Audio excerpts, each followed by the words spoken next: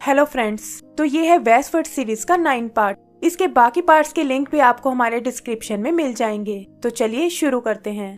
तो last part में हमने देखा कि सैंडी शीगुओ के कंट्रोल से बाहर आ गया था और इसी वजह से उसकी और शीगुओ के बीच एक लड़ाई शुरू हो गई थी। आखिर में उन्होंने चालाकी से शीगुओ के स्टूडेंट्स को अपने कब्जे में ले लिया और ये देखकर शीगुओ गुस्से से आग बबूला हो गया।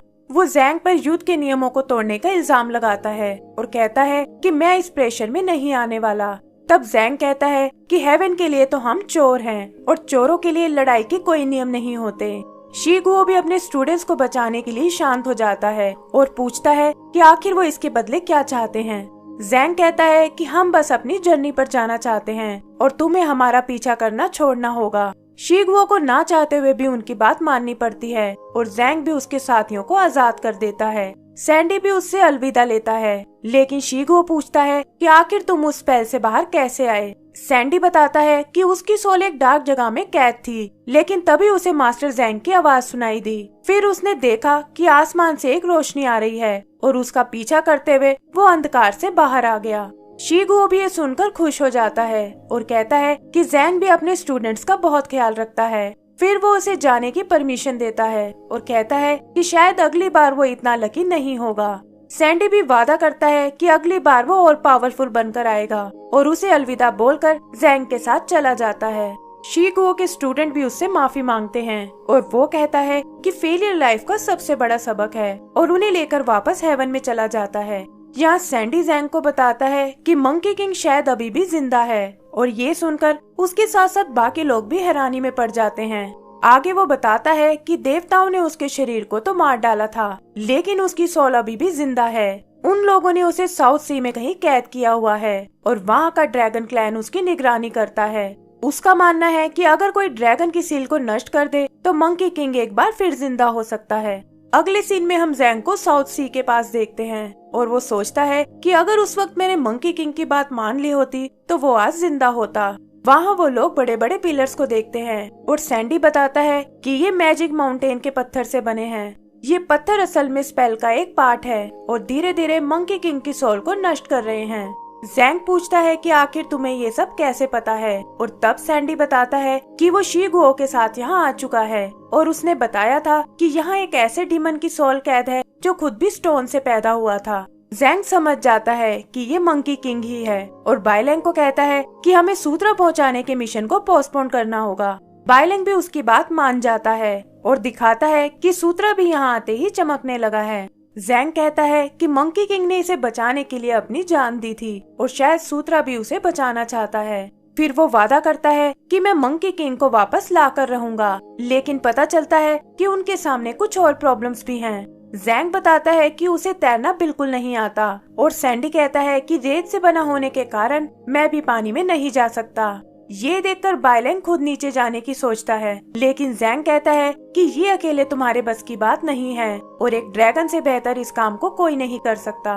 वो सब ओसू की तरफ देखते हैं, लेकिन वो कहता है कि मेरा मिशन सिर्फ सूत्रा को वापस पहुंचाने का है। फिर वो ज़ैंग पर इल्जाम लगाता है कि पिछली बार भी तुम सब मेरे बिना ही हेवन में चले गए थे और किसी ने मेरी ओर कोई ध्यान नहीं दिया।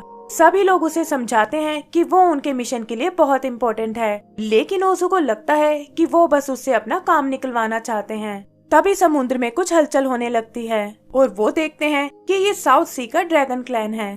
यहाँ का किंग ओली अपने बच्चों के साथ उन्हें रोकने आता है, जिसमें उसके बेटों यीलोंग और अरलोंग के अलावा उसकी बेटी ओलिंग भी है।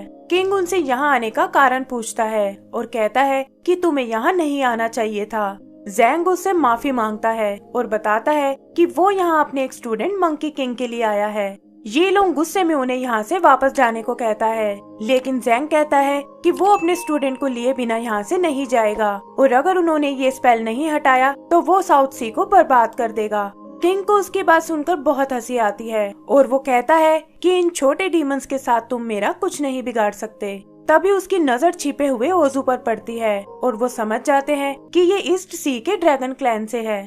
पता चलता है कि वो ओजू को अच्छे से जानते हैं और कहते हैं कि तुम्हारी इन्हीं हरकतों की वजह से तुम्हारे क्लैन ने तुम्हें बाहर निकाल दिया था। वो उसका बहुत मजाक उड़ाते हैं और उसे ड्रैगन क्लैन के नाम पर एक धब्बा बताते हैं, यहाँ ओजू अपने बचपन का एक फ्लैशबैक देखता है जहाँ ये लोग दूसरे ड्रैगन्स के साथ मिलकर उसे तंग कर रहा था।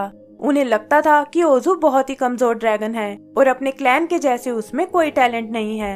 ये सुनकर ओजू गुस्से से पागल हो जाता है और अपनी ड्रैगन फॉर्म में आकर उन्हें लड़ाई के लिए चैलेंज करता है।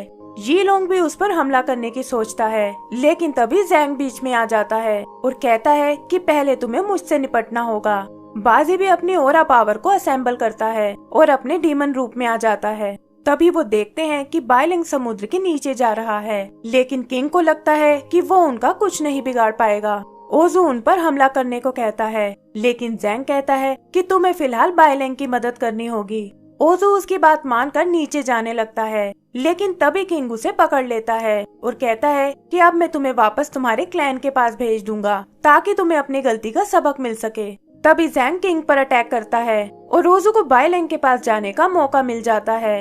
ये देखकर किंग अपनी लाइटनिंग पावर यूज करता है और ज़ैंग सीधा नीचे पानी में जा गिरता है। मास्टर को डूबते देख सैंडी अपनी पावर से कुछ पेड़ों को काटता है और अपने सैंड मॉन्स्टर की मदद से उन्हें पानी में फेंक देता है। इससे ज़ैंग को भी सहारा मिल जाता है और वो एक बार फिर ड्रैगन किंग को चैलेंज करता है। उधर ओजू देखता है कि बाइलिंग दुश्मनों से घिरा हुआ है और वो वहां जाकर उसकी मदद करता है। वो कहता है कि तुम्हारे पास शाओ की ड्रैगन पावर है और ये लोग उसका सामना नहीं कर सकते। तभी किंग की बेटी ओलिंग वहां आती है और पूछती है कि आखिर तुम अपने लोगों के खिलाफ क्यों जा रहे हो। ओजू कहता है कि इस बात का जवाब तो तुम्हें देना चाहिए, क्योंकि ड्रैगन हमेशा सम्मान से लड़ते आए हैं, तो फिर तुम्हारा क्लैन देवताओं की गुलामी क्यों कर रहा है। वो ओलिंग को अपने रास्ते में आने से मना करता है और फिर बाइलिंग के साथ वहाँ से चला जाता है। इधर ज़ैंग और किंग के बीच एक जबरदस्त फाइट होती है, जहाँ दोनों एक दूसरे पर भारी पड़ते हैं। ज़ैंग अपनी पावर से उसके वीक स्पॉट्स को देखता है और फिर अपने अटैक से उन्हें टारगेट करने लगता है। तब किंग अपनी स्टोन शील्ड निकालता है, लेकिन ज़ैंग के गुस्से के आगे वो भी नहीं टिक पाती और टूटकर बिखर जाती है।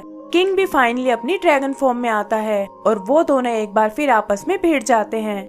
इधर बाजी की लड़ाई किंग के दूसरे बेटे से होती है और इस चक्कर में एक स्टोन पिलर टूट जाता है।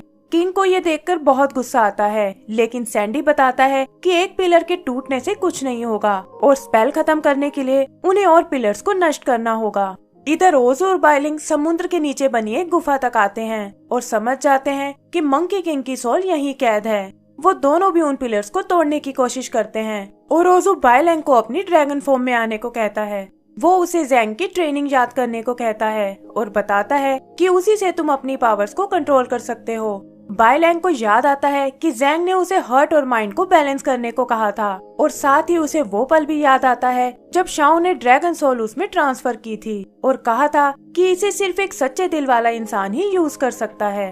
वो एक बार फिर कोशिश करता है और मास्टर शाओ को मदद के लिए बुलाता है। जहाँ हम देखते हैं कि उसने ड्रैगन सोल को एक्टिवेट कर लिया है और इसी के साथ हमारा ये पार्ट भी खत्म हो जाता है। तो दोस्तों, इसका अगला पार्ट देखने के लिए प्लीज हमारे चैनल को सब्सक्राइब करें और बेल आइकन दबाना ना भूलें। Thank you.